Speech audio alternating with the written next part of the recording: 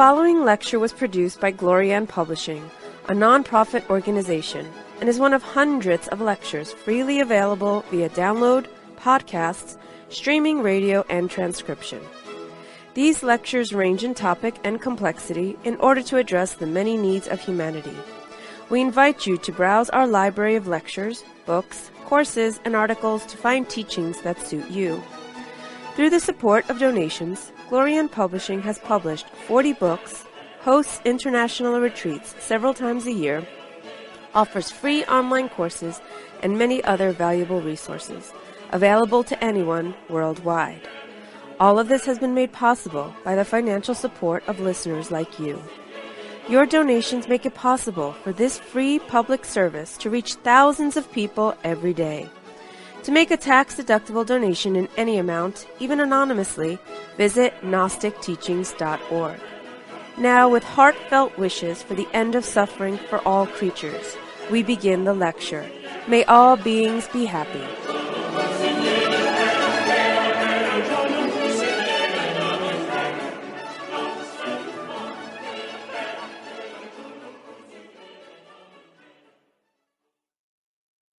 Continuing with our divine, human, and animal nature, we state that the name that we find in the Bible, in the book of Genesis, which is written with 4 letters, Yod, He, Vav, He. And that in esotericism is called the Holy Tetragrammaton, the 4-lettered name of God, which in the Bible is translated as Jehovah, but that in a strict esoteric terms we said Yod Hava, because the name Jehovah or Yod Hava, Yod He, Vav He, points at the duality, the two positive, negative polarities of divinity, which exist in every single person. Each one of us has his own particular individual Yod Hava, Jehovah, within. That's our divine nature. So when you read the Bible, you have to know how to read it, and to understand that the God that is mentioned there is within you, not outside. And if he is outside, it will be, of course, within every person that we know, within every creature that we see in nature. Because not only we, the intellectual animals, called by mistake human beings, have that within. The true human being, of course, has developed that divinity within. That's the difference. And is what we have to understand. Because in this day and age, there are many people in the earth which study Christianity or Judaism or Islam that think that they are the human being described in the book of Genesis. But indeed, we will say, just a certain percentage of it. We have the possibility of becoming that Adam of the Bible, which is that human nature that we are striving, that we are fighting to get through the discipline that we are teaching here, and that we have to understand. Because the book of Genesis describes the way in which the first humanity appeared in the planet Earth. And this is what we have to understand. We derived from that humanity, but the humanity described in the book of Genesis as Adam, made male female into the image of God, was another humanity that was not fallen, and that we refer as the Lemurian root race, a root race that existed before the Atlantean race. So that, of course, Lemurian race is that Adam that the Bible talks about, in which physicality, all that which we call divine, was reflected or expressed through.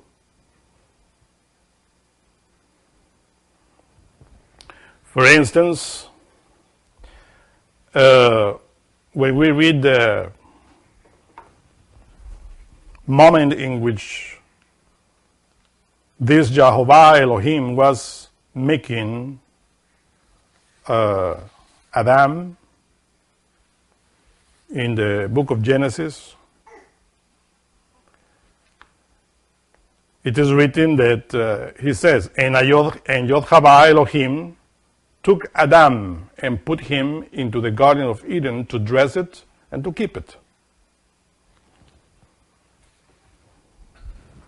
Of course, that is written in the second day of Genesis, or I mean in the second chapter.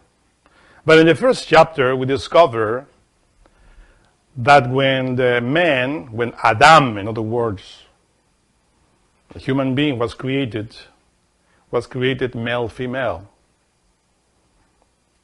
androgynous.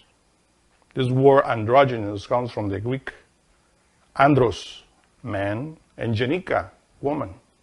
So when we said androgynous, we are saying male, female. This is how Adam was created, in one body. So when we point at that, we have to understand that these two polarities were shown not only physically, but also psychologically and spiritually. Because God itself, behold that I said itself, because if I said himself, I am pointing that he is male. But itself is neutral, within which male and female is within, or are within. So it is written that Elohim made Adam into his own image and to his own likeness. Just by saying that, into his own image is male, into his own likeness is female. That's why it's repeated. Because it will be written only one time, will be enough. He was made into his image. Why repeat into his likeness? Right? It will be a waste of words. But in order to repeat that is in order to point that first the male and then the female, the two polarities, in one, spiritually. So that is how this Adam was created. And of course, as we explained in the previous lecture, the physicality, the physical body of those human beings of the Lemurian root race crystallized in this three-dimensional world after recapitulating previous stages of evolution within the superior dimensions, within the psychological space. When we said psychological space, we are of course referring to that which is within. Because before the physical body to crystallize in this two-dimensional world, first the psyche has to crystallize as well, all its polarities. And this is why it is written in the book of Genesis that Adam, physical Adam, was commanded. This is command the beasts of the field. When you read the beast of the field, you might think, what is that? In Hebrew is written Haya, which means creature, or an element that has life of the earth. And in many books in the Bible is associated with the lion. In the book of Ezekiel, Ezekiel describes, of course, this Adam Katmon. But in his description, he describes 4 living creatures, which we call Hayot. This is what in Hebrew is said. Hayot means creatures. And this Hayot, among them was the lion, which in book of Genesis describes as the beast of the field, which symbolizes the fire. Of course, this lion is always placed in Adam, because Adam is commanding it. And who is this Adam? Many times, through many lectures, we describe that Adam is the brain, physically speaking. So in this androgynous being, his brain was, of course, reflecting the internal elements, psychological elements that were already created by God in the superior dimensions in past cosmic days. So the Lemurian root race were, of course, self-realized individuals of past cosmic days. All of them, we will say it in Sanskrit terms, were bodhisattvas, vehicles of masters that self-realized in past cosmic days, whose mission was to crystallize physically in order to leave their physical bodies to the other monads that were evolving in nature, in order for them, these monads, to acquire the level of human being through these bodies. This is how the gods, the Elohim, the masters, leave their seed, physically speaking, in order for us to come and to inherit these bodies and to create the same thing that they already created within in past cosmic days. Are you getting it? Because this is necessary to understand and to place in our consciousness in order to comprehend the doctrine. So this lion of the field, or beasts of the field, reflects his power in the physical body, in the eyes. Physical eyes. The fire itself, the lion, when the fire is burning, is bright, emerges or gives light, photons, the forces that are capable to be shone by the eyes, to be seen by the eyes. The eyes capture the light. And this is what we have here, because the brain, physical brain, is that Adam. That's why in Kabbalah, when you describe the Lord of the universe, it's described only as a head, because it's the brain.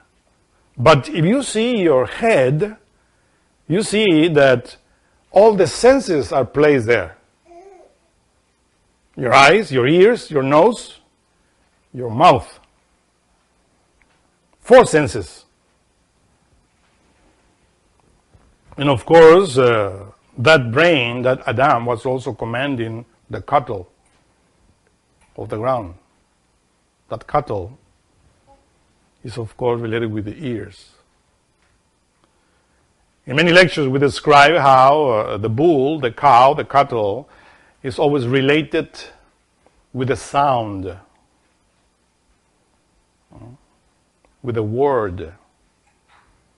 And of course, if you pay attention to your system, you will see that through the ears you listen the sounds, you listen the music, and that always touches your heart or your emotional center. Actually, we have the superior emotional center and the inferior emotional center in us. Through the inferior emotional center, we get all that horrible music, modern music, that is played in this day and age. They play it. But the classical music, of course, relates to the superior emotional center. It touches the higher levels of the being. That's our emotional body, because the eyes are always related with the mental body. The lion, the fire, the sun is always related with the solar mind. Both are located inside of us in the fifth dimension as a seed germ that could develop. That's why when we talk in Kabbalah, in Kabbalistic terms, we say that Hod is emotion and Netzach is mind. Both are in the fifth dimension. And if you observe your eyes and your ears, they are almost at the same level. Only the eyes a little bit above, because the mind is above the emotion. See? This is how Adam, the brain, expresses what is in the psyche. The true man, of course. Because this lion should be a human body, mental human body. And this emotional body should be an astral solar body. Here in the nose, according to Ezekiel, is the eagle. So the eagle related with the air. It is obvious that through the nose we breathe. That eagle symbolizes, of course, the soul that we call the causal body. And that you see control the eyes and the ears. It's in the middle, in the center, what we call in Kabbalistic terms, in the central column, is the nose. That is the causal body. Which is in direct relation with the pineal gland. Because in the central column, we find, of course, the pituitary gland and the pineal gland in the brain. So that eagle is related in direct relation with the pineal gland. Flies can go from the nose up to the pineal gland and beyond the physical body. You see, that's why the eagle is placed in the middle of the two beasts, the bull and the lion. The bull, the ears, the lion, the sight. So this is how we have to understand, because when we utilize our physical senses, we immediately connect them to the brain and to the psychology that we have within. Of course, we are not going to state that everybody in this world has a lion and a bull within and an eagle. Most of these people in this earth have other creatures that symbolize the ego within. Instead of the eagle, they have a parrot. Blah, blah, blah. Yeah. But it could become an eagle if we work. Instead of that cattle, we can have another wild beast within.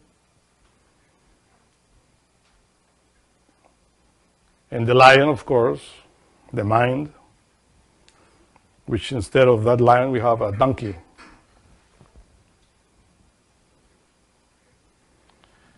And that is because we express what we have in the psyche through our senses.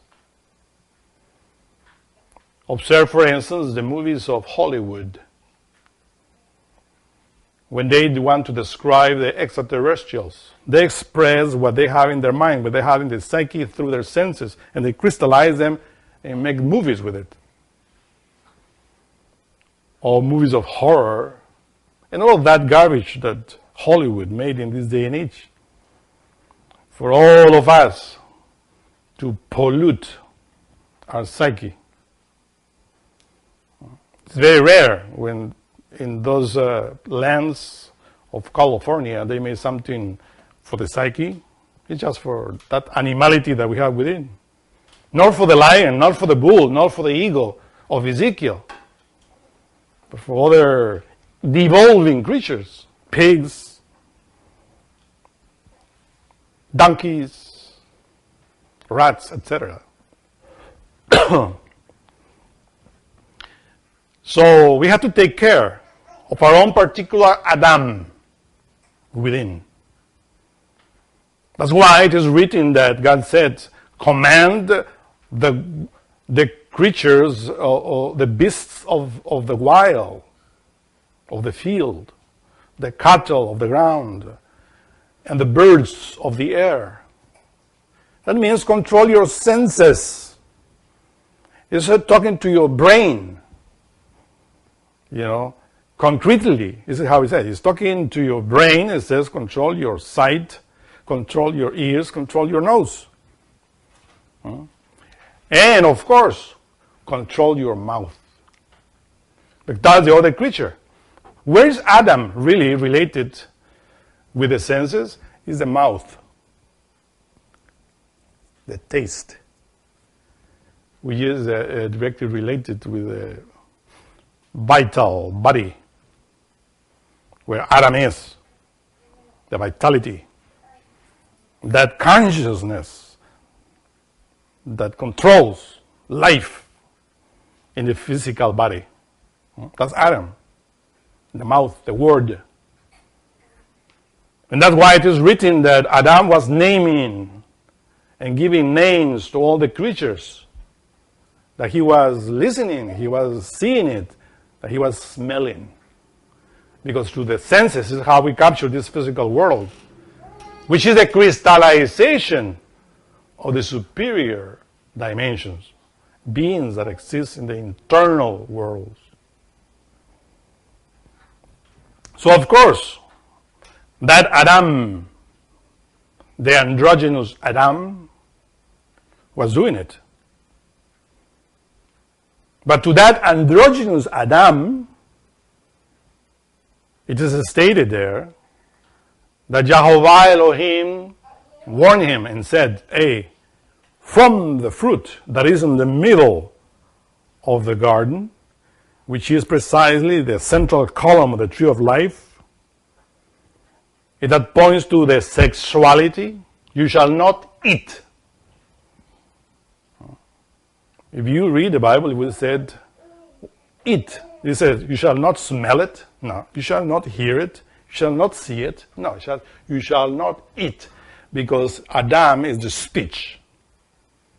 This is how we communicate. This is how I'm giving you this lecture, thanks to my speech. To the images that I see in my eyes, the sounds that I hear through my ears, and what I smell, I talk. If you realize how the smell and the taste are intimately related, if you go inside your nose, you see that the nostrils are precisely where the taste is when the food enters into your stomach. Passes there and you smell it and you taste it. This is how these two elements are united in your head. And that's why when we talk about the eagle and the mouth, we always say, this is Adam, The eagle is Adam within, the psyche within, the soul within. But in the taste, it is related to the physicality. And those creatures, of course, were made within the androgynous Adam as a help meet in order for this Adam to receive assistance, which in this case is the brain, to develop, So, at that time, when these Lemurians received the command, the order, you shall not eat from the tree that is in the middle, it was referring, of course, to the two polarities. The two polarities of the tree of knowledge of good and evil. Because these two polarities develop that, you see, that mysterious sephira that is in the throat, below the first triangle of the tree of life, the throat, which is related with Adam. Because through that, the brain develops. That was the objective of the creation of the human being, or that is the objective of the creation of the human being in any planet.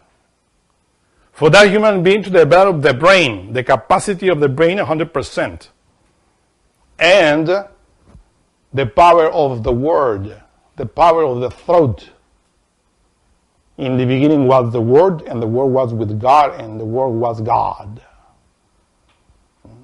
The Word relates to the brain. That's the mystery of that, the tree of knowledge, which in the androgynous Adam is in the throat. Because the two polarities, the sexual polarities of Adam, the androgynous, are pointing upwards towards the brain. That's why the Lemurian humanity were seeing more than 1.5 million of tonalities of color. You know what is that? To see through your sight, more than 1.5 million of tonalities of color. Scarcely in this day and age people see the 7 colors, the 7. You say, the prisma. Scarcely, in some tonalities. But the Lemurians were seeing 1.5 million of tonalities. When we're seeing or hearing the sounds of nature and of the cosmos. Because the ears, the physical ears that they were having, were connected to the chakra Swadhisthana, the chakra Vishuddha, and the Swadhisthana as well, which are related with the uterus, with the sexual force.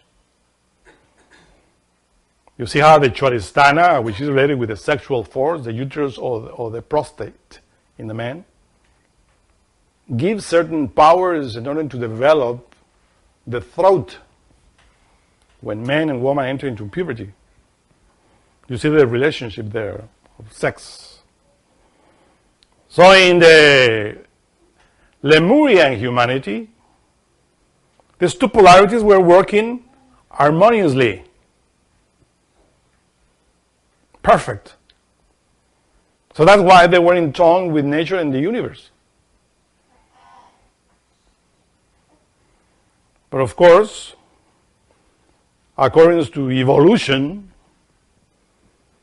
they had to leave their bodies to the new creatures that are coming from the animal kingdom in order for those monads to have the opportunity to enter into the human level. These creatures that come from the animal kingdom eventually will enter into the humanoid kingdom, or called intellectual animal kingdom. Developing intellect. And have the opportunity to create those bodies that we are talking here, the lion, the cattle, the eagle, that all the gods have within, that reflect in the mind the power, the psychological power of God. So by leaving the bodies, they leave the seed there so they can develop that as well. And that's why the warning came to the androgynous man: you shall not eat from the tree of good and evil, because the day that you eat from it, you shall surely die. I mean, the real human being will die. And after that, of course, come the next in the Bible, when it is stated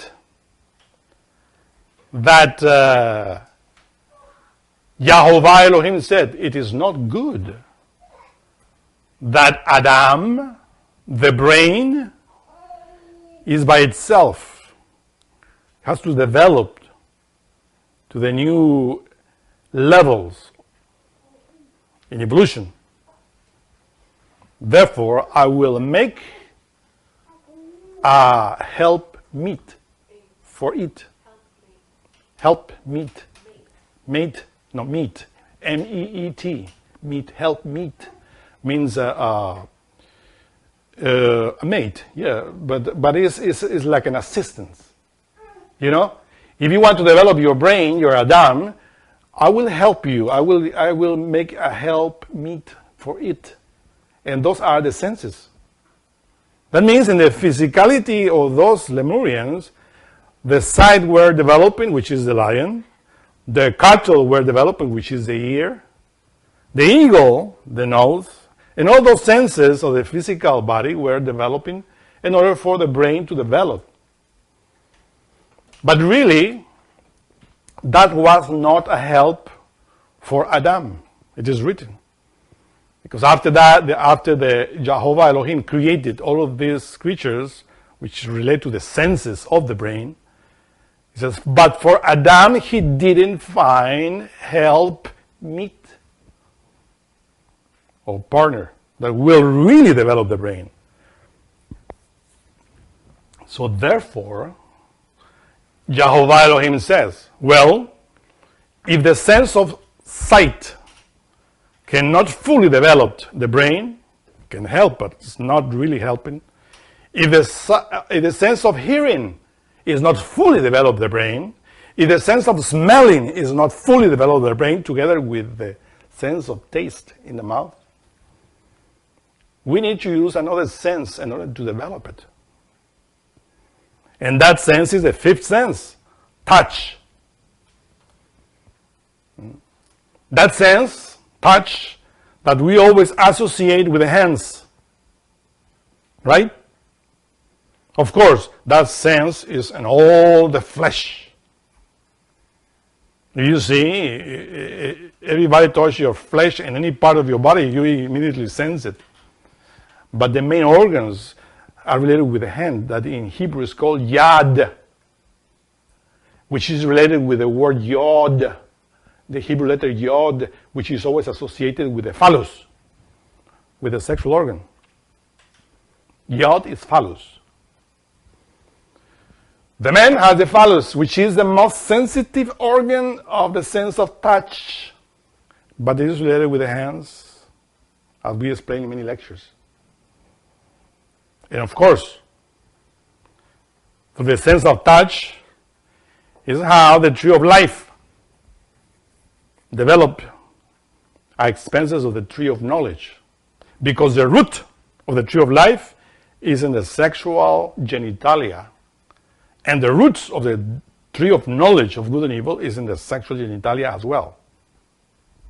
But the tree of knowledge of good and evil, the two polarities, male, female, are exactly in the sex, expressed there.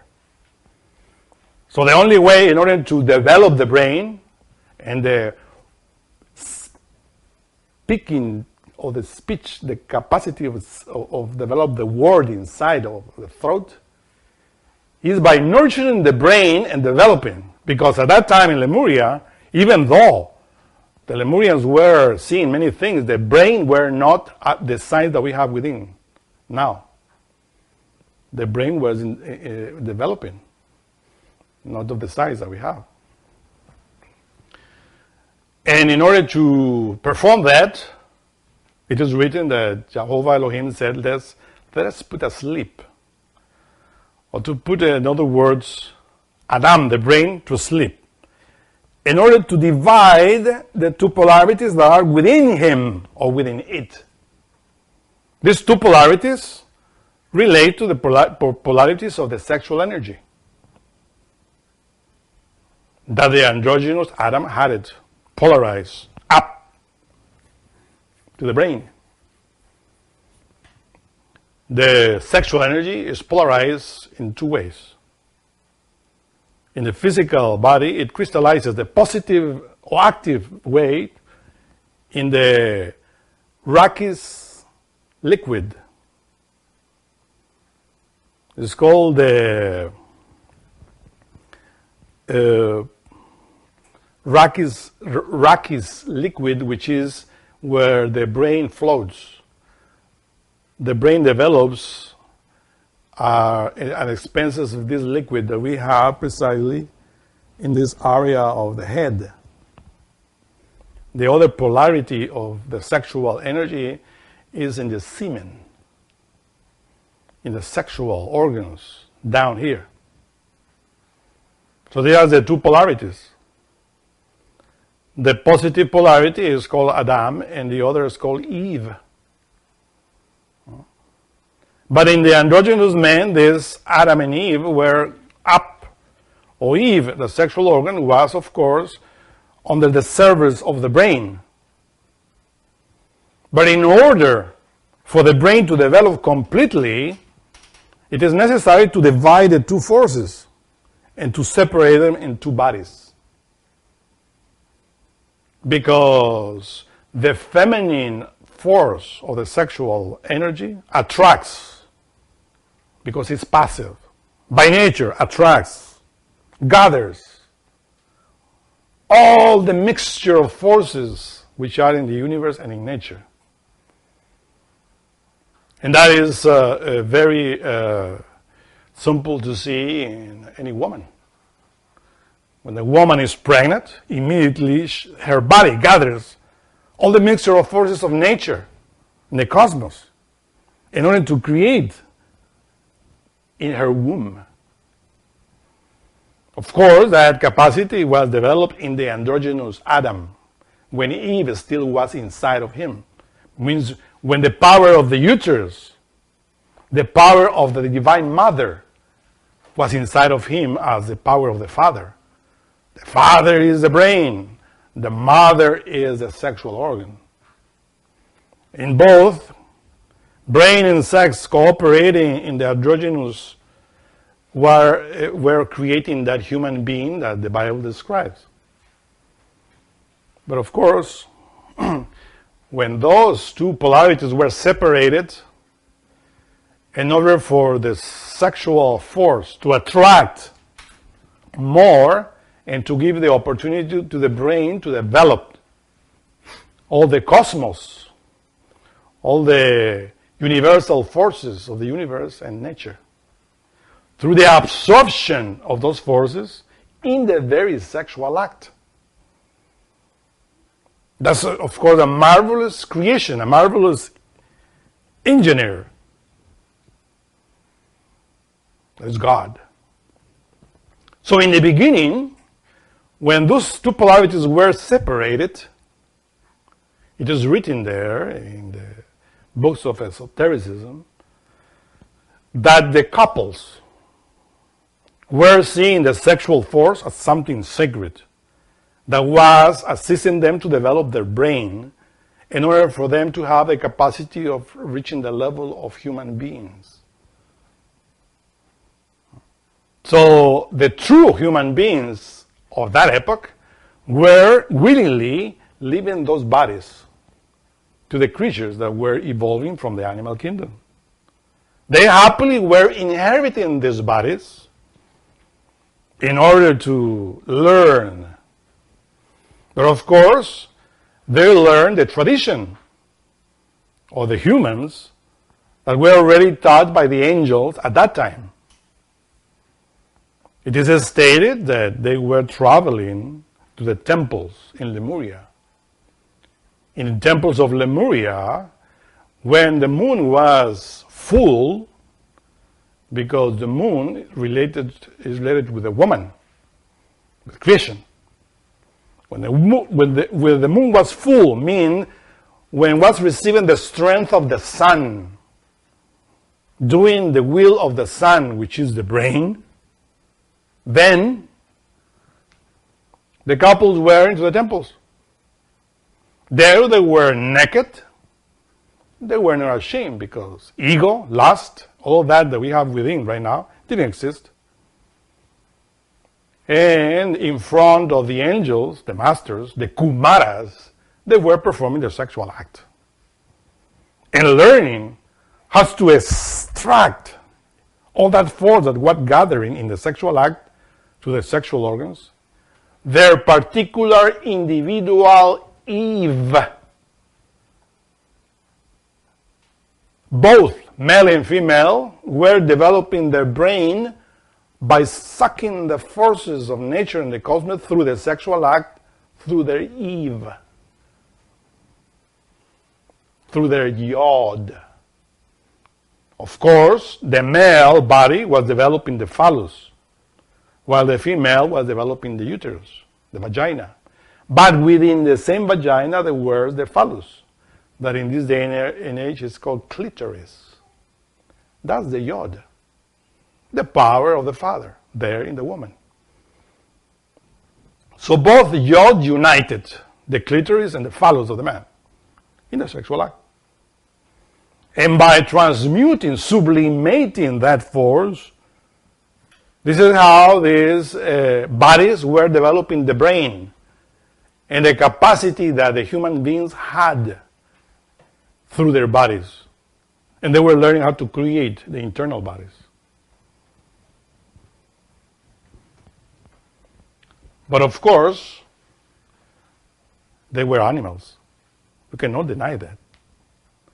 When they were animals, they were multiplying themselves through fornication, through the orgasm, through the spasm, which is normal among animals. They had to learn how to avoid that under the guidance of the angels.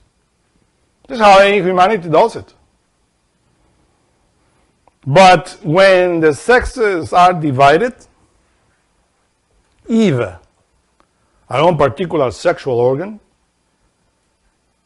had the capacity to develop evil and good. The way that we are teaching here is the good. But they learn also the evil way. And it is written there that they committed the mistake of falling into animal generation, returning into the animal level.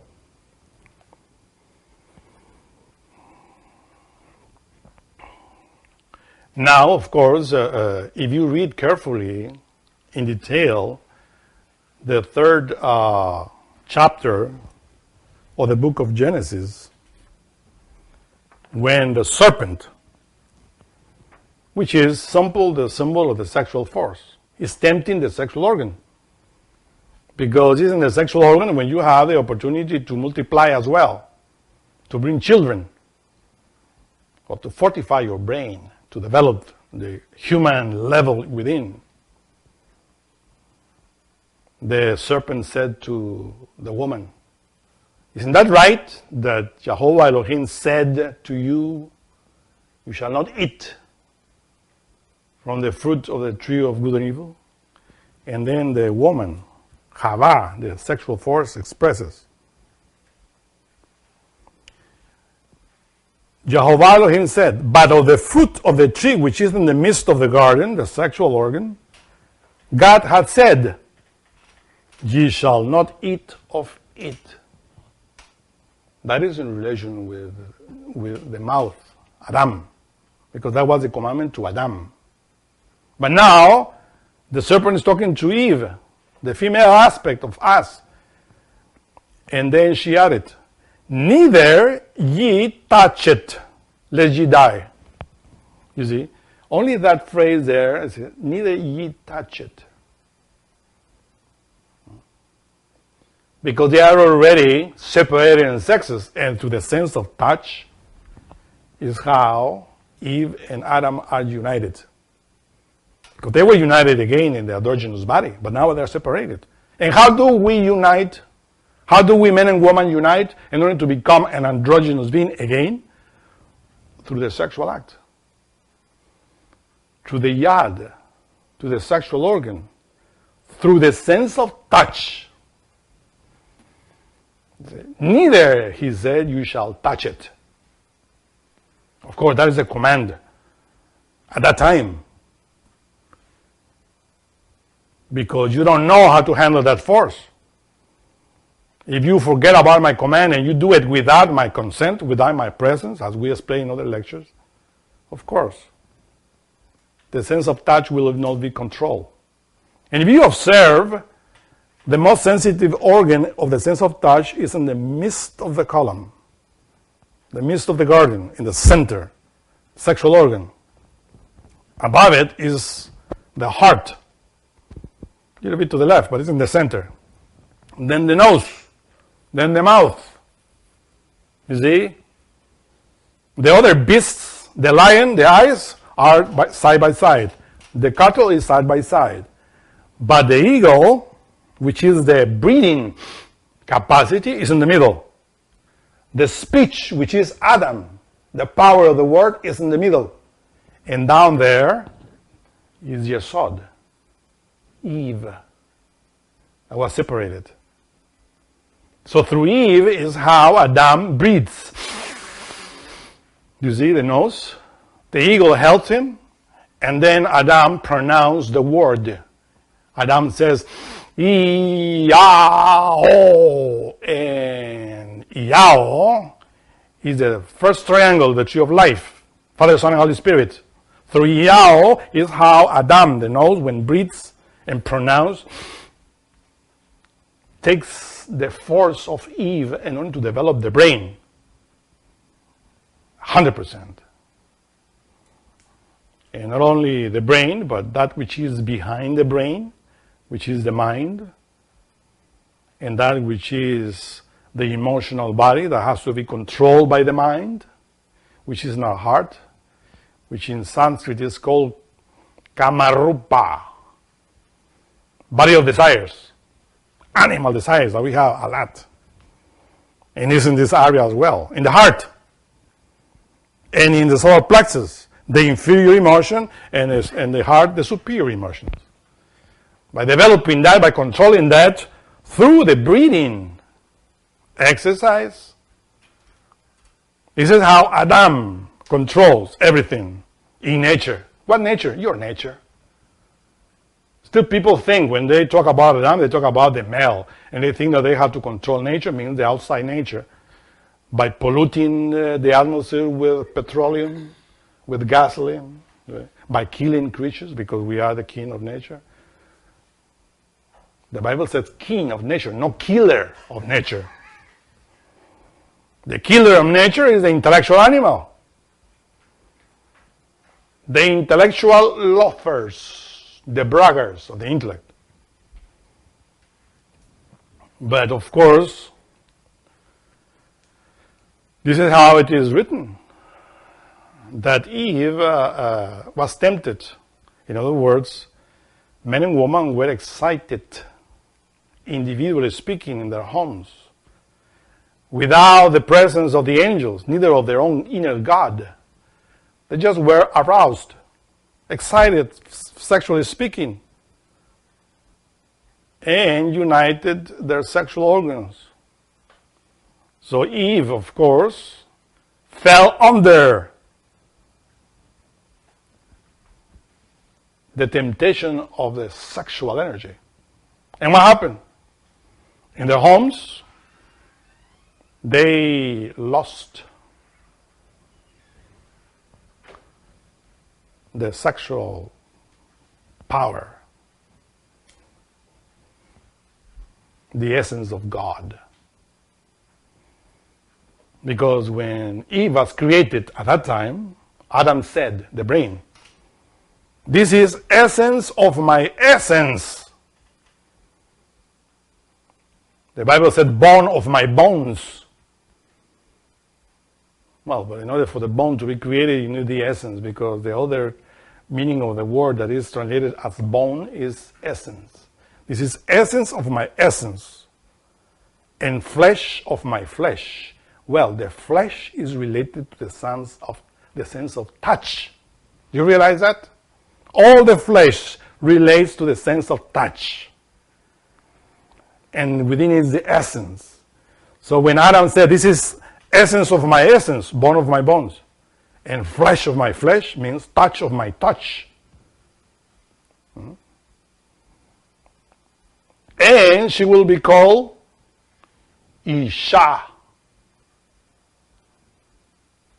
This is what the Bible says. Because what's taken from Ish. This word Ish is man for fire, and Isha is woman for the female aspect of the fire. So in other words, it's explaining very clear there that the fire, which is God, is divided in two forces, the two polarities, Ish and Isha. It doesn't say that Adam and Eve, because Adam and Eve is only the brain and the sexual organ. And then, of course, when the brain, Adam, couldn't control his wife, since that time, the wife controlled the husband in all the homes of the world. Right? And the man says, "I am the head of my home." And the woman says, "This is what you say, because I'm giving you permission to say it." It's true, you know. The brain should control, of course, the sexual organ. That's the point. But it's not about violence, but with intelligence. If the brain allows the pineal gland, within which intelligence is, to control the mind, the brain will easily control the sexual organ. But now, the sexual organ, Eve, controlled the brain completely. The brain is really atrophied. Adam is degenerated. At that time, of course, when that humanity fell, as we said, when they ate, because they even eat it, but they also touch it. They ate of the fruit, they touched the fruit. They didn't sublimate the energy, the essence, to the sense of touch, but they spill it through the orgasm and spasm of the beasts. And they fell into animal generation. And that's why in the beginning, after that, when that happened, and you read the Bible that describes there, alchemically and Kabbalistically, it is written that Adam knew his wife. Knew is knowledge. But he knew his wife through the orgasm, to the spasm. And his wife, his sexual organ, begat Cain. That's the first child of the couple. Or we will say that's the first outcome of the brain and the sexual organ combined through the orgasm. That's Cain. Of course, that Cain was strong. Because this is how humanity start knowing evil. Knowing the tree of death, which is called Klipoth. Immediately the energy sank into Klipoth, and Cain was born within.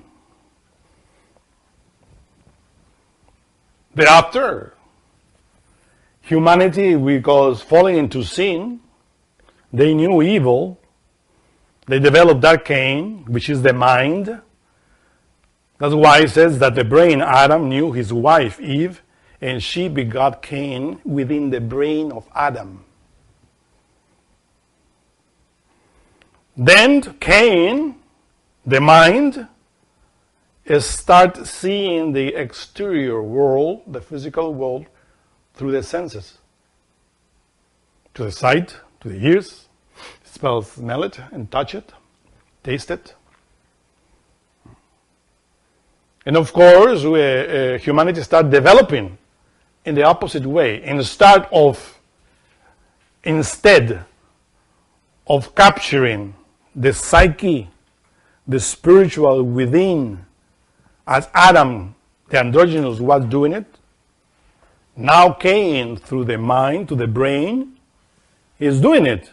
But he is not capturing the above, the superior forces. It's the inferior, klipoth, through the senses.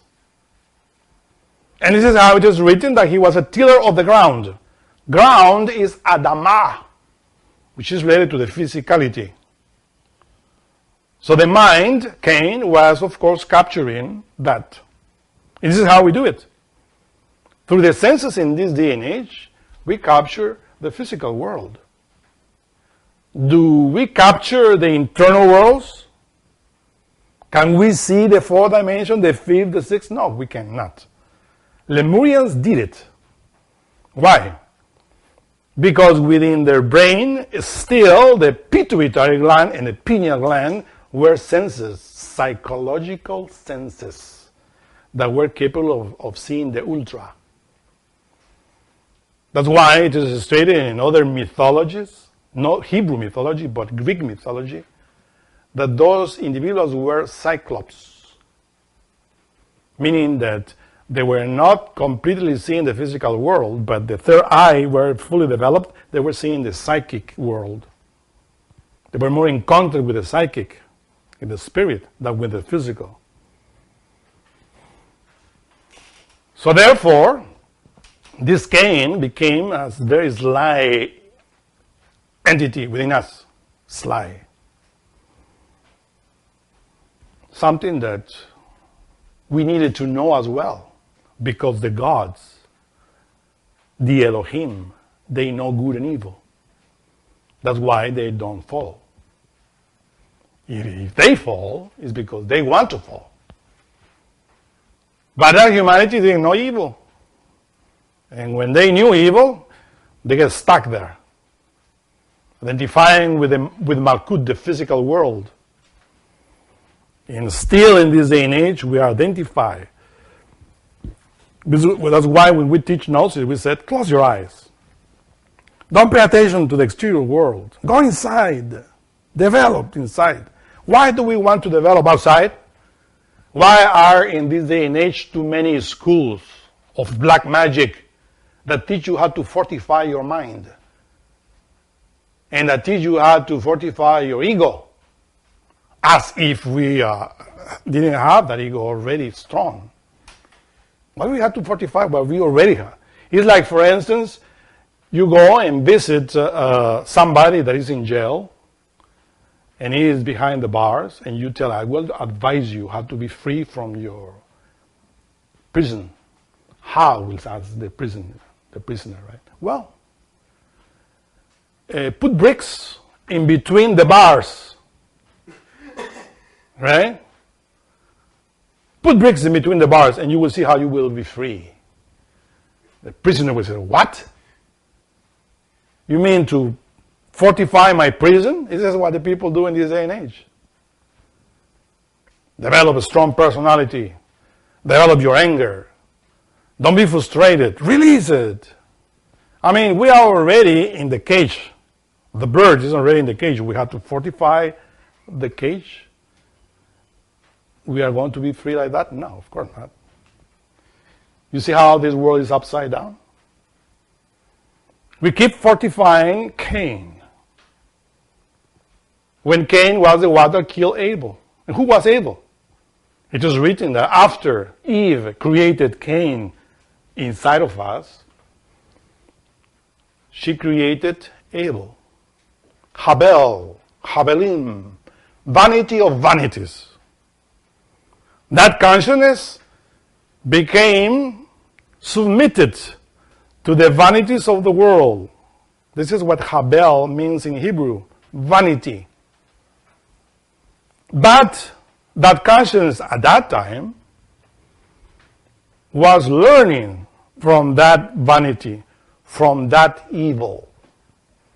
That's why it is written that the consciousness starts saying, okay, now I am sink in this world which is not the spiritual world. I am in the physical world, and even to Klipoth, hell. Let us take advantage of that and learn about evil. And that's why the Bible states that Abel was a keeper of the sheep. But it's not true.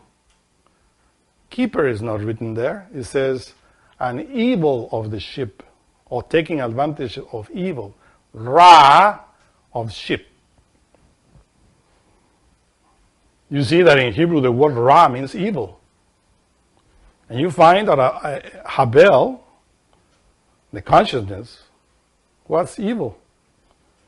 But in the sense that he was learning from evil, because he was taking the first born of the sheep as an offering to Jehovah.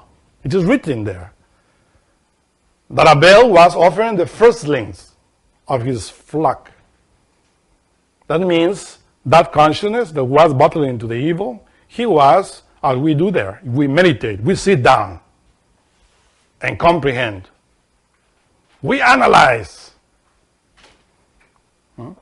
Because we need to receive from God. We need to be united with God again. So Abel, or Habel as the Bible says in Hebrew, was smart. He said, I am separated now because of the sin of my brain and my sex. Psychologically, I had to reunite again with my spirit and give this knowledge of evil that I have right now. That is called religare, religion, rebinding the consciousness to the spirit. Because of the fall, we unbinded ourselves from it. So when we do here, we sit down and meditate, is the consciousness, is that Abel rebinding itself to God. That's called religion in Latin, religare. So that's what Abel was doing, according to the Bible. Was doing religion, rebinding itself through meditation to a worship to God, because that's to worship God. When you sit down and you pray to your inner God and try to take the good from that evil and to learn that new virtue that will give you knowledge of evil in order not to fall again. And of course, the consciousness does it by controlling the senses. Controlling the senses, and that, of course, pleases the being, the God. It's written that Jehovah Elohim was happy because of the work that Abel was doing. But when he saw what Cain was doing, he says Cain is doing the opposite. He's a tiller of the ground. Meaning he is very identified with the ground, with the physicality, with the physical body, with the senses of the physical body, and he's learning a lot. In his mind, he's putting a lot of knowledge. He's collecting also. This is what is called Kabbalah. Kabbalah means to receive. So Cain was receiving, and is still receiving, from the exterior world, a lot of books, a lot of blah, blah, blah, a lot of knowledge identified with the ego, and collecting, Kabbalah, black Kabbalah. It's a Kabbalist. As Abel is also a Kabbalist. But he is taking the good from the evil. Cain is not taking the good from the evil. He's just collecting. Like in this day and age, a lot of people are collecting too much in their mind, and they call themselves Kabbalists as well. Because Cain takes or collects from the wealth of the earth in order to feel strong through desire. As it is written there, if you do good, you will be praised. But if you become a slave of desire, desire is at the door. That desire is, of course, at the doors of the senses, and you are a slave of it. So you are not praised. So Jehovah Elohim was not pleased with the work that Cain was doing.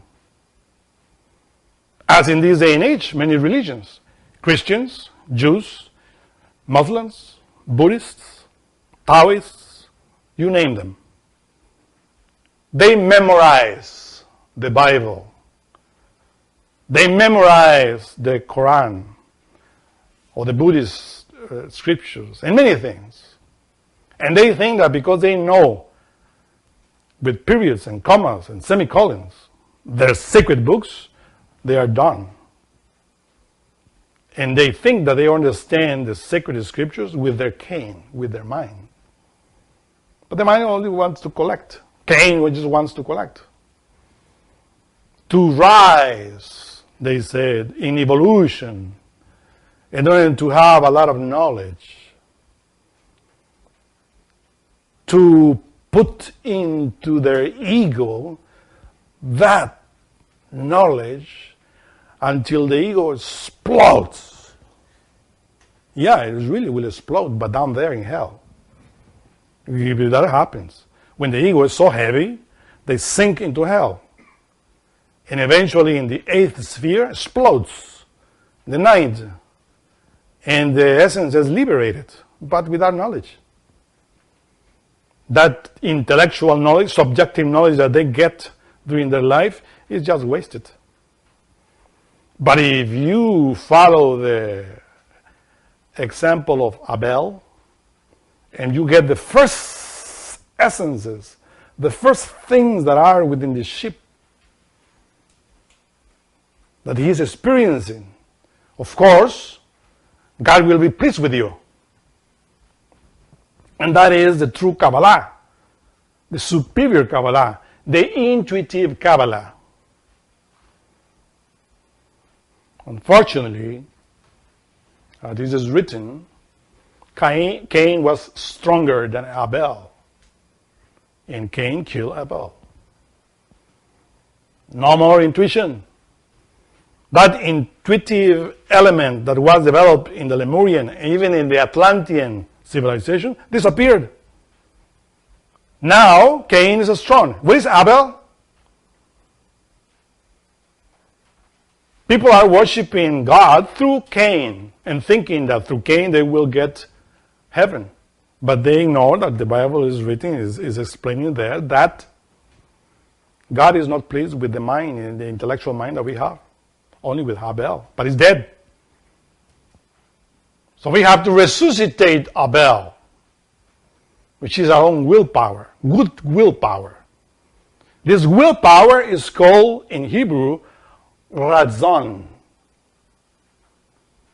You see, when the consciousness with Abel, which is dead, resuscitates through the initiations, then we are developing razon lekabel. Razon lekabel means the willpower to collect, the willpower to receive, with the consciousness, with Abel, with Moshe, which is the willpower completely developed, Moses. But the other razon lekabel is what Cain is doing. What is the opposite of razon? Is desire. In the consciousness, razon is willpower, but in the mind of Cain is desire. So, as you see, Cain is also doing Kabbalah, collecting, receiving in the mind, but in the opposite way. That's why when you study Kabbalah, when you study the doctrine, then you find a very subtle thread that is dividing the two Kabbalists. Because both of them collect. One collects through the mind, or one collects through the consciousness. And that is called in Hebrew, Kabbalah, Kabel, to receive, to collect. You see many people there, for instance, in Wall Street, they are collecting a lot of dollars, a lot of gold, a lot of money. That's Cain. Identify with the wealth of the earth. But we don't want the wealth of the earth. We want the wealth of heaven. And in order to get that, we have to know evil, which we are 97% evil. And the example is to resuscitate Abel through the initiation. But remember, very carefully this, very careful, that if your brain is weak, in order to fortify it, you need the sexual energy. You need Eve. Because Eve was created with that objective, to fortify the brain, to fortify the senses, and to create the internal elements that we need in order for Moshe, willpower, the consciousness, to take over and to become a human being. So if you want to do this work, that is, to reach the level of human being, again, without the help of the Shekinah, it's impossible. The Shekinah is the feminine aspect of God, which is that light which is within Eve, within the sexual organs. Because the Shekinah is female, and the sexual organs are female, whether in the male or in the female. So that Shekinah is the Divine Mother Kundalini in Sanskrit. So by extracting that Shekinah is how Moses, the willpower inside of us, takes strength and go to the heart and see God face to face. Moses is the willpower. But it has to be born from the waters. Is your Moses at least a baby right now? Or he doesn't even exist within you yet? But if you are in chastity, if you are transmuting, then you understand why Moses was the son of a priest of the tribe of Levi and a priestess of the tribe of Levi. Worship means the priesthood of the initiation. If your brain is a priest of Levi, and if your sexual organ is a priestess of Levi, that means that you know chastity, you know the mystery of that. And then Moses, that willpower, is being born. And by growing inside of you, will go up to that to see his own God face to face, knowing good and evil, because he is coming from Mizraim, Egypt, knowing that. But without the Shekinah, without Eve, Adam cannot develop. That's why there are many groups in this day and age trying to develop that knowledge that is written, that is promised in the Bible, in order to enter into the promised land. But how are they going to develop when they are not taking their Shekinah up to that? Moses needed the Shekinah. That's why he married and came from the bottom to the top. Moses was not born there on the top of Sinai. He was born in Egypt, Mizraim, this physicality that we have. This is where Moses was born. And by developing, he went up. The same with us. This is willpower, Ratzon, Lekabel. This is Moses. This is Ratzon. But desire, that's not Moses. Desire is the contrary. It's Cain. It's Tubal Cain. And many other. It is Nimrod. Etc. As you know. And that's why it's simple. When we know this knowledge, we know that we are in this level right now because we need to go up. But by practicing chastity, 3 factors we need in order to do it.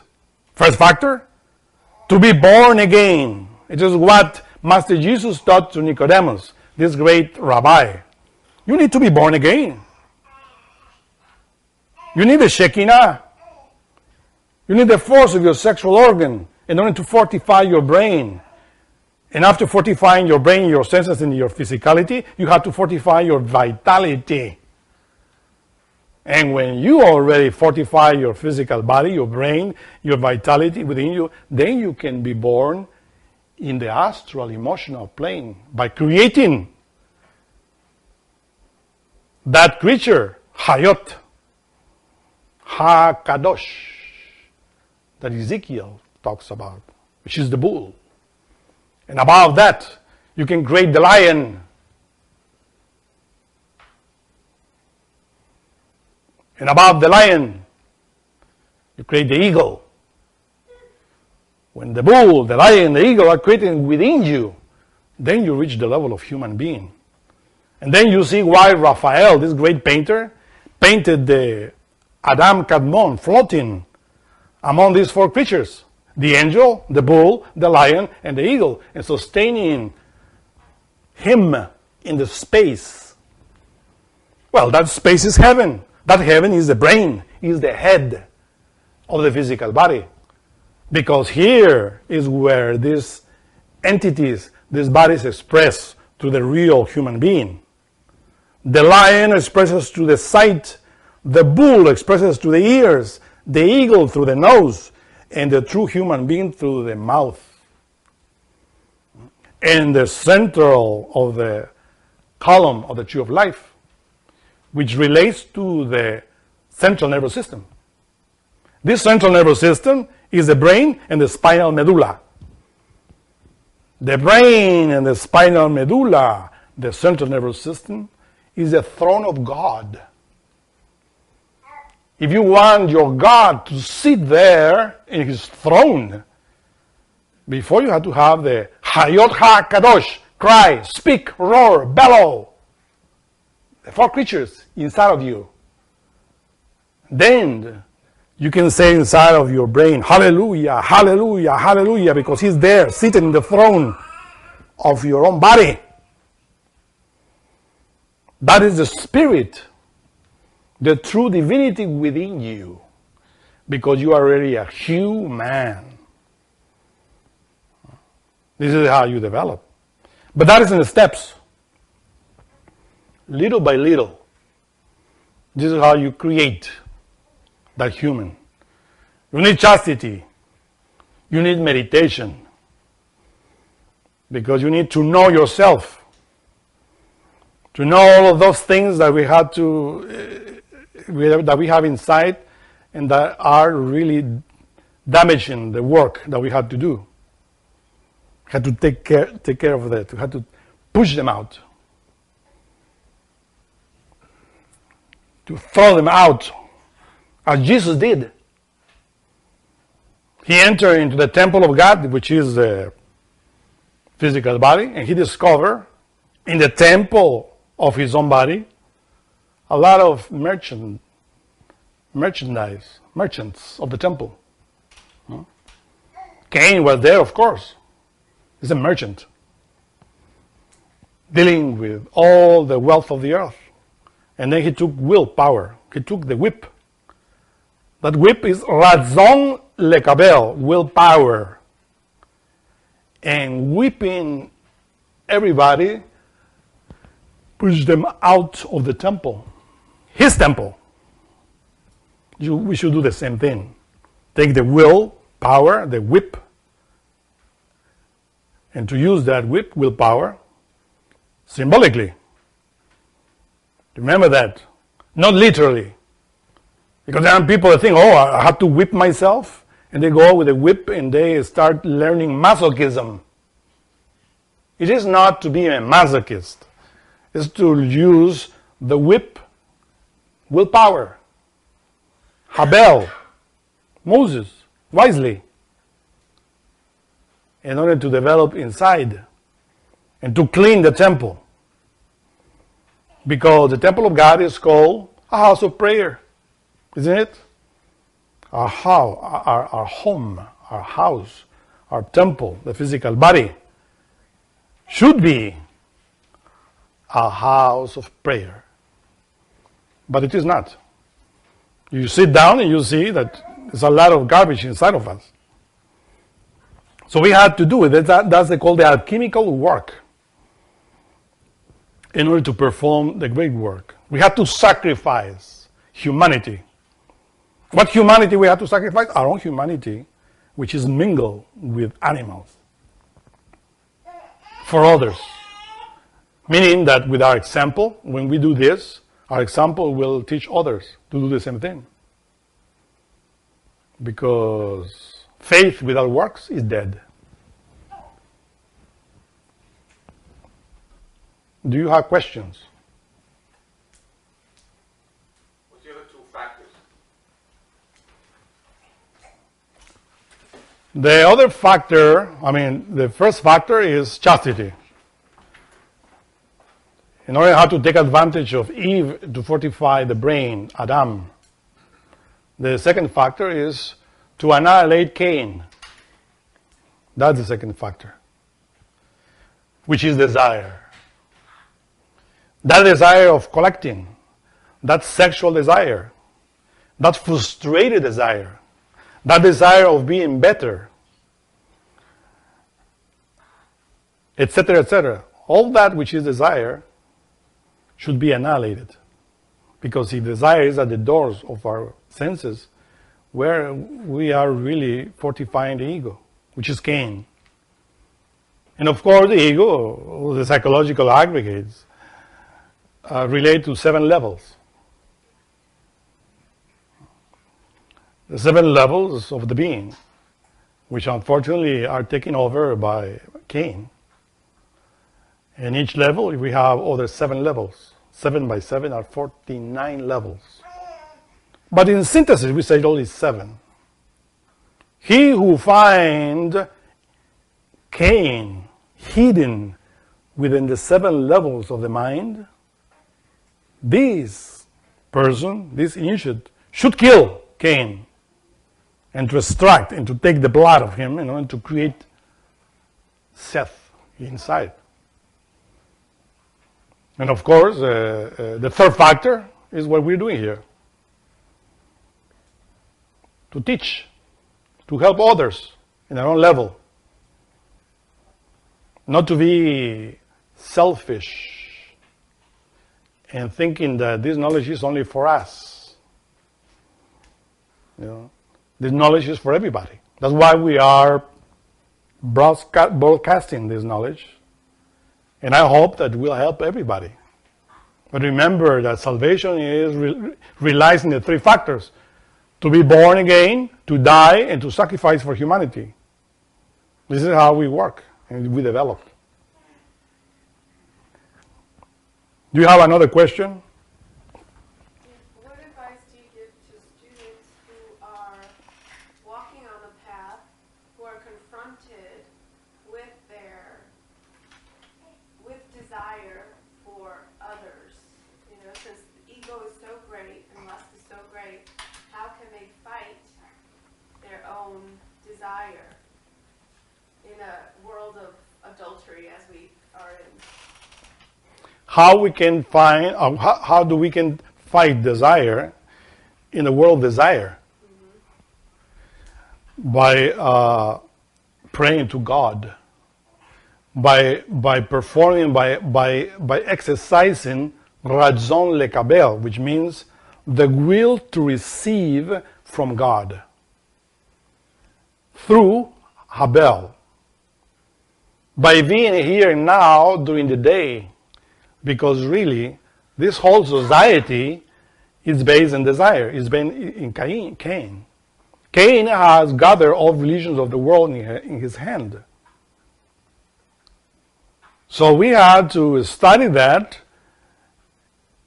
within ourselves, to take advantage of the gymnasium that life gives us, because we live in the world of Cain.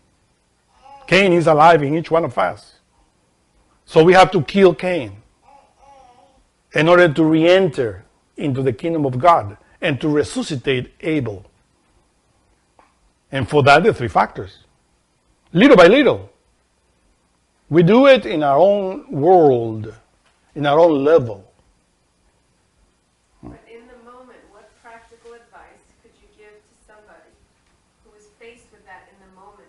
In the very moment when he is facing desire, like adultery, is to pray the prayer of the Lord.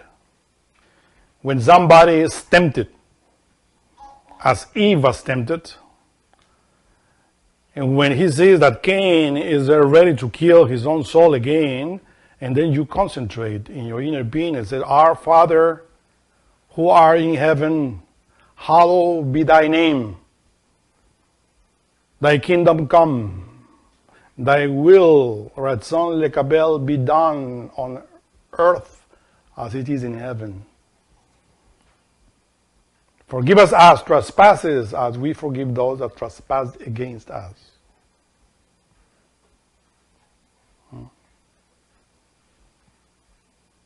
Lead us not into temptation, but deliver us from evil. Because thine is the kingdom, the glory, and the power. Amen. Do you have another question? Why is the element of water symbolized by man? Those creatures. Yeah, well, why is the symbol of water related to man among the four creatures of Ezekiel? Because the power of God is in the waters. That's why in the Bible you find that the superior waters that is in the Bible translated as heaven is translated in Hebrew, it says Shamayim. Shamayim means the fiery waters of heaven, because Mayim means water. Only the word Im by itself means ocean.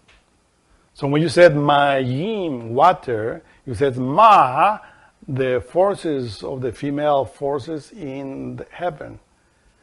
Mayim, the waters. And the man is from the waters. That's why in the 7 days of Genesis you find that everything that is coming out into the surface of the universe is coming from the waters. It is written. And the Spirit of God was floating upon the waters. And God said, let there be light. From those waters, said, let there be light. And the light was. And God said, let's separate the inferior water from the superior waters in order to create the firmament, that awakened consciousness inside of us. And he did it. And then he says in the third day, let the waters give the dry land, which is the internal bodies, etc., etc. The waters are there always. And that's why the man itself emerges from the waters. That's why Moses was born from the waters. And that's why when Jesus was baptized in the river Jordan, the Holy Spirit came from heaven and said, this is my beloved Son, from the waters. So, from your sexual waters is how you are being born again. Yeah, that's your question? When you start working with your waters and you start transmuting your energy, you start walking on this path, isn't it true that one will be tested even more severely with your own desire, with your own, to try and get you off of the path and in order to test you? Can you talk a little bit? Is that true that we are tested to the four elements, to the four forces of nature when we are entering into this path? Of course, it's true. Because all that is the ego within is a wrong transformation of the forces of the elements. All of that we have within, which is animal, which is Cain, is related to nature. And we are tested always in order for us to see our weakness. In order to see that we need to overcome. The problem is that when we are tested in order to show us, hey, you have to overcome this, instead of defeating the serpent, you become allured by the serpent, right? But temptation is fire, and the power over temptation is light. Temptation will be always there, test, always, from the beginning until the end. And you have to overcome those temptations, those tests, those ordeals. In order for that need to be inside of us, that need to emerge from us, to emerge. But only if you are a conqueror. Those that are being born as masters, as human beings, are conquerors, victors. And what is what they conquered? Themselves. You know, it is easy to be Napoleon, conquering other males in the field, but to conquer yourself, that's very difficult.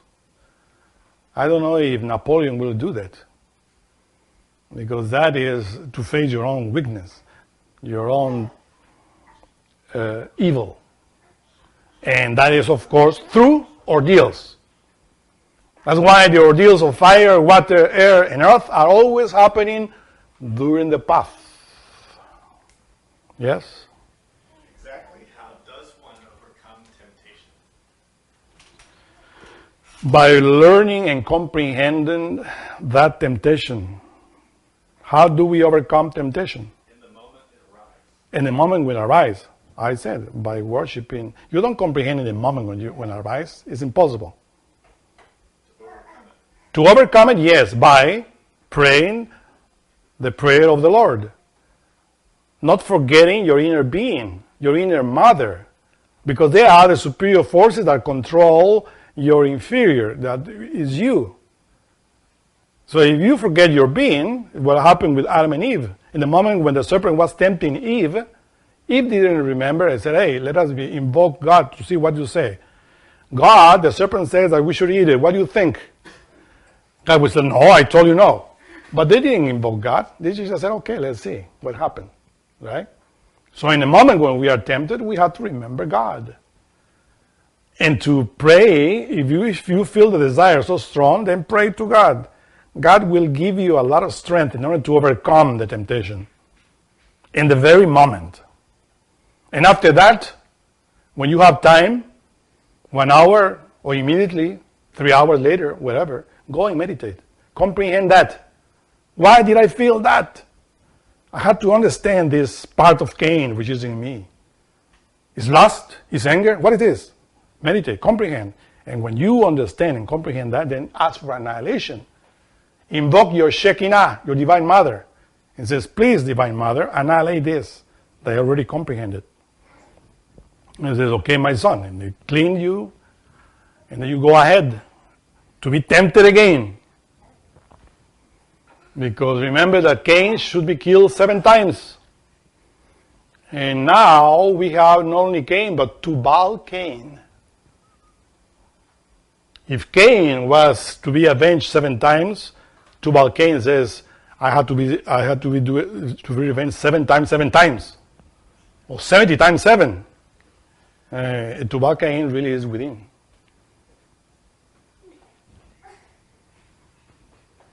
Questions? Either of you?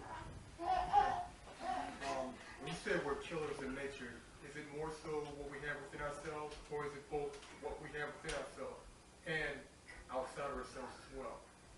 Killers of nature, yeah. Why we're saying that we are killers of nature? Of course, because we are killing our own divine nature and fortifying our animal nature. So you see, we are between, because the human is a bridge between the animal and the divine. But we are animal. When we reach the level of human, and then we are a bridge. And then we see, oh my goodness, I have to annihilate more animal in order to go to the divine. But in this day and age, Cain is animal, 100%. And is killing divine within and without. So obviously we are killers. Yes? How deep does one have to be in meditation we have to remember ourselves, and we have to be awakened. Remember that when we sit in meditation, we have to sit also with God. Where is God seated? Well, if you remember Him and you invoke Him, He will come and sit down in your central nervous system, your brain and the spinal medulla. That is the throne of God. If you concentrate from your pineal gland and invoke Him, He will descend and sit down here, sit down there. So when you are remembering there, when you are seated there with Him, you are performing religare, religion. Only we will say it in 1%. It says, God help me, God, because I am your son. I, the consciousness. I'm dead, but I am your son. Look, Cain, kill me, it's in the mind. Help me to concentrate and to comprehend it in order to go out. So in the very moment of meditation, you have to sit in the throne of God. The pineal gland is the seat of the soul, and the brain and the medulla is the throne of God. That's why it is always shown in Buddhism. When you sit down, your spinal column has to be straight. Why? Because God is energy. They have to sit there together with you. So when you meditate, you have to pray. Why? Because usually we are outside. Cain take us outside. You are meditating there, trying to comprehend one aspect of him, and Cain comes and tell you, get out of here. What are you doing here? Wasting your time. Come to the mall. Come to the sea. You see this movie?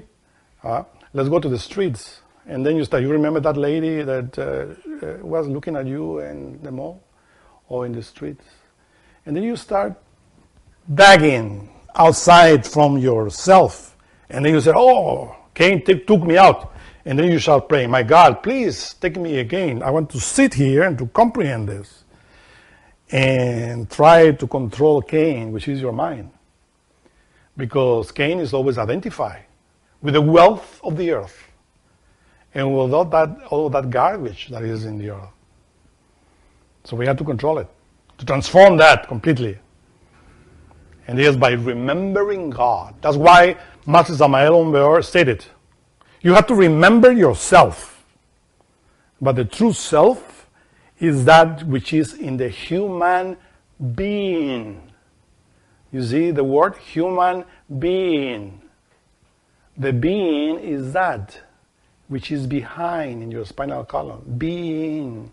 To be or not to be. That is the question. Don't forget the being, the true self. In the moment of meditation, and analyze with your consciousness, your ego. Because remember that Adam is there, is your brain. Eve is there. And in between is Cain. And you, dead, Abel. So you're trying to get out from this world of klipoth.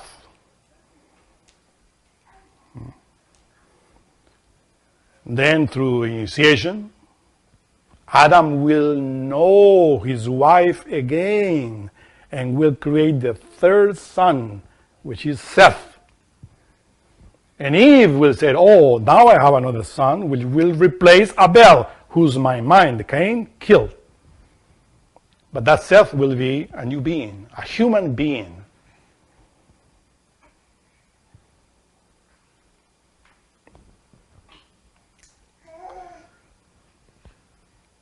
You see how the Bible explains all of that? It is written there. I'm just taking it and disclosing that for you. But it's written there. When you meditate and you read and you comprehend that, then you are receiving the knowledge. It's written there, but in clue. Because this is called mythology. Mythology is precisely related in myths. A myth is a coffer, within which is a lot. If you open that coffer, then you see a lot of gold.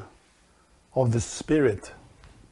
So that is what the Bible is. It's a big coffer with a lot of myths. Adam and Eve, Cain and Abel, and etc. Thank you very much.